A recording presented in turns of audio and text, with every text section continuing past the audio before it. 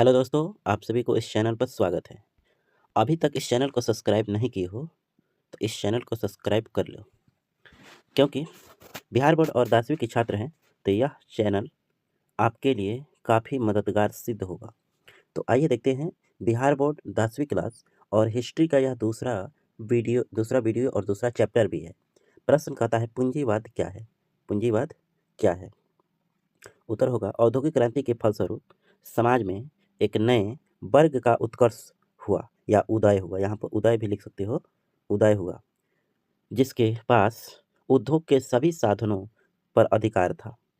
उद्योग मैंने कल कारखानों अथवा वे समाज के धनी वर्गों में गिने जाते थे, पूंजीवाद कहे जाते हैं। ठीक है, चलिए अगला प्रश्न देखते हैं। अगला प्रश्न कहता है खूनी रविवार क्या है? उत्तर होगा 9 फरवरी 1905 में रूस में लोगों का समूह रोटी दो के नारे के साथ सड़क पर प्रदर्शन करते हुए सेंट सेंट पीटर्सबर्ग स्थित महल की ओर जा रहे थे, परंतु जार की सेना ने इन पर गोलियां बरसाई, जिसमें हजारों लोग मारे गए। उन दिन र, उस दिन रविवार का था, इसलिए उस तिथि को खूनी रविवार या लाल रविवार के नाम से जाना जाता है। ठीक है, इसे रोककर वीडियो को देख सकते हो। अगला प्रश्न कहता है, तीसरा नंबर प्रश्न, अक्टूबर क्रांति क्या है?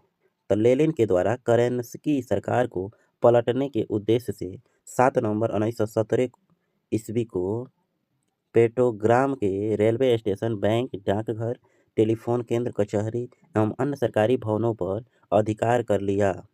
करेंस्की रूस छोड़कर भाग गया। इस प्रकार रूस की महान नवंबर क्रांति, जिसे अक्टूबर क्रांति भी कहते हैं, संपन्न हुआ।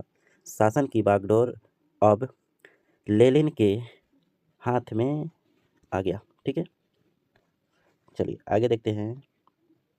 कहता है सर्वहारा वर्ग किसे कहते हैं? रूसी समाज का वैसा वर्ग जिसमें किसान, मजदूर, आम गरीब लोग शामिल हो, उससे सर्वहारा वर्ग कहते हैं। ठीक है, अगला प्रश्न देखते हैं। क्रांति के पूर्व रूसी किसानों की स्थिति कैसी थी? क्रांति के पूर्व रूसी किसानों की स्थिति बहुत दयनीय थी। उनके खेत छोटे छोटे टुकड़ों में बटे थे, जिससे खेती करने में अधिक खर्च उठाना पड़ता था। अगला प्रश्न, लेनिन लेनिन का परिचय दीजिए।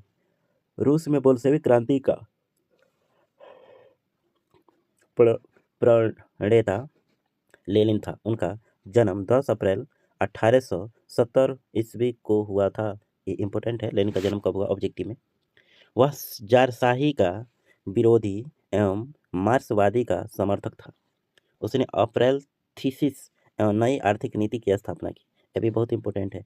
अप्रैल थीसिस के लेखक कौन है या नई आर्थिक नीति की स्थापना किसने की? 1924 में उनकी मृत्यु हो गई। किनकी? लेनिन की। यह भी बहुत पूछता है, जन्म, मृत्यु, आई, इसमें कम से कम 4-5 ऑब्जेक्टिव आपको निकलेगा, इसलिए इसे रट लीजिए। चलिए यहाँ पर देखिए, क्वेश्चन आंसर से बड़ा तो क्वेश्चन है। क्वेश्चन है, नई आर्थिक नीति पर टिप्पणी लिखें, अथवा नई आर्थिक नीति क्या है, अथवा नई आर्थिक नीति क्यों लागू की गई? यह मार्क्सवादी सिद्धांतों से समझौता था। यहाँ पर देख सकते हो कितना प्रश्न बन सकता है।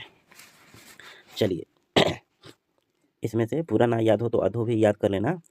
बोल्शेविक सरकार के सत्ता संभालते ही रूस में अनेक सुधार कार्य किया गया, फिर भी वांछित आर्थिक सुधार नहीं हो पाया एवं हर तरफ सरकार की आलोचना होने लगी। फलतः लेनिन ने 1921 में नई आर्थिक नीति लागू की। ये भी इम्पोर्टेंट है। नई आर्थिक नीति कब लागू की? तो 1921 में। ठीक है, जिसके अनुसार पूंजीपतियों को सीमित रूप से संपत्ति रखने की अनुमति दी गई, जो कि मार्क्सवादी दर्शन के विपरीत था। अतः रूस के नवनिर्माण के लिए कुछ हद तक मार्क्सवादी सिद्धांतों से समझौता करना पड़ा। लेनिन लेनिन की इस नीति से कृषि एवं उद्योग का विकास हुआ और रूस समृद्धि के मार्ग पर आगे बढ़ा। ठीक है, आगे आइए अगला प्रश्न को देखते हैं। रूसी क्रांति के किन्हीं 2 कारणों का वर्णन करें। उत्तर होगा रूसी क्रांति के 2 कारण निम्नलिखित हैं। पहला, जार की निरंकुशता अथवा अयोग्य शासक। दूसरा, मजदूरों की दयनीय स्थिति। आगे चलते हैं और इस स्लाइड का लास्ट क्वेश्चन, प्रथम विश्व युद्ध में रूस की पराजय ने ही रूस की क्रांति हेतु मार्ग प्रशस्त किया, कैसे? प्रथम विश्व उत्तर लिखेंगे। प्रथम विश्व युद्ध कब शुरू हुआ? तो 14 में और 18 में खत्म हो गया। ठीक है। प्रथम विश्व युद्ध में रूस मित्र राष्ट्र की ओर से लड़ा था, परंतु इस युद्ध में चारों ओर रूसी सेनाओं की हार हो रही थी। युद्ध का कमान जार अपने हाथों में ले लिया था। परिणाम फलस्वरूप रूसी खजाना खाली होने लगा। जार की पत्नी जरीना और उसके तथाकथित गुरु रासपुटीन यानी पादरी को षड्यंत्र करने का मौका मिला, जिसके कारण राजतंत्र की प्रतिष्ठा गिर गई।